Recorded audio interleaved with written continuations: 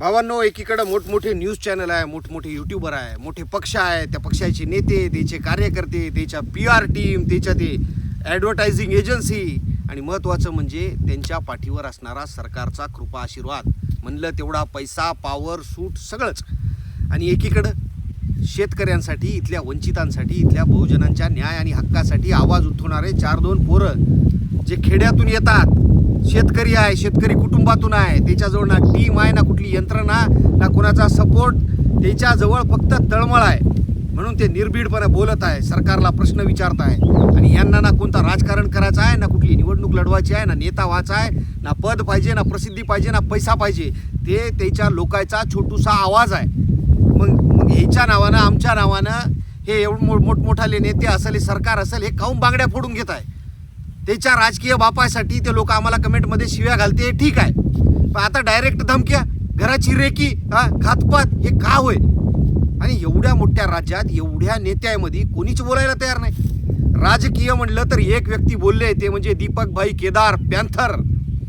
त्यांना जाणीव आहे, त्यांना विचार जपायचा आहे. खरे फुले शाहू आंबेडकरांचे विचार त्यांच्यात जिवंत आहे. राहिला विषय मनोज दादा जरांगे पाटलांचा, तर दादांच्यासाठी आम्ही आहोत, विषयच नाही. अरे जर एखादं कोणी जर सांगत असेल ना की आम्हाला धोका आहे, तर बघा ना त्याच्याकडं.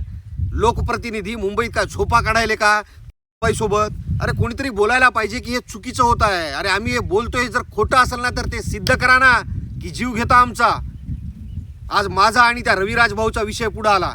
मागच्या महिन्यात ते पुण्याचे काय नाव ते प्रसाद आणि ते दीपिका पाठक, गजाभाऊ, अजून ते कांगणे सर असतील, मुक्ताताई असतील, आपले मगर सर असतील, आपले महेश दादा पाटील असतील, आपले कॉलिंग एक्सपर्ट आपले रमेश पाटील असतील, लखनबाई, ते धोत्रातला जेम्स बॉन्ड, यांचे अकाउंट बंद पाडले होते हो. ते कुणाल कामरा, यांना या लोकांनी लय फेस केलं, लय भयानक. व्यक्ती स्वातंत्र्य ठेवलंच नाही शिल्लक. आणि यांच्या विरोधात कोण? देवेंद्र फडणवीस, त्यांची IT सेल, ते मोदीचे भक्त, त्याची IT सेल, ते खरकट्या धन्या, त्या भिडेचे कार्यकर्ते, हे अख्खा RSS, सगळे मेंगे मांगे सगळे. हा ना, मेंगेच. तुम्ही सांगा, मामी ऐकते का नवऱ्याचं? नाही. मोद्याला तर बायको सोडून गेली, परळीवाल्याच्या गोट्या तिच्या बायकोनंच फोडल्या. त्या भिड्याला कोणी पोरगी दिली नसल किंवा यानं केली नसल, अर्थ एकच होते. यांना ह्याच्या बायका आवरानं गेल्या आणि हे निघाले आम्हाला आवरायला. हे गांडक्या भोकाचे, तुम्हाला भीतो का ब्यामी?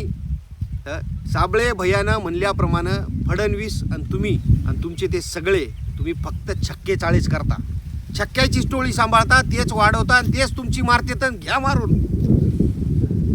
कारण काल लोकांनी सिद्ध केलंय की ते आमच्या सोबत आहे. तुमचा दिवा लवकरच हिजणार आहे, म्हणून ही सगळी फडफड चालू आहे. ह्या शेतकऱ्याच्या, बहुजनाच्या किल्ल्याचं बुरुज असंच टिकून राहील. बहुजनांचा हा आवाज मस्तावलेल्या सत्ताधाऱ्यांच्या कांठाळ्या फोडल्याशिवाय राहणार नाही. त्यानंतर दीपक भाऊ, तुम्ही जे बोलले ना तेच होणार. भावांनो, तुम्ही जर दीपकभाईची जर प्रतिक्रिया पाहिली नसेल ना तर नक्की पहा.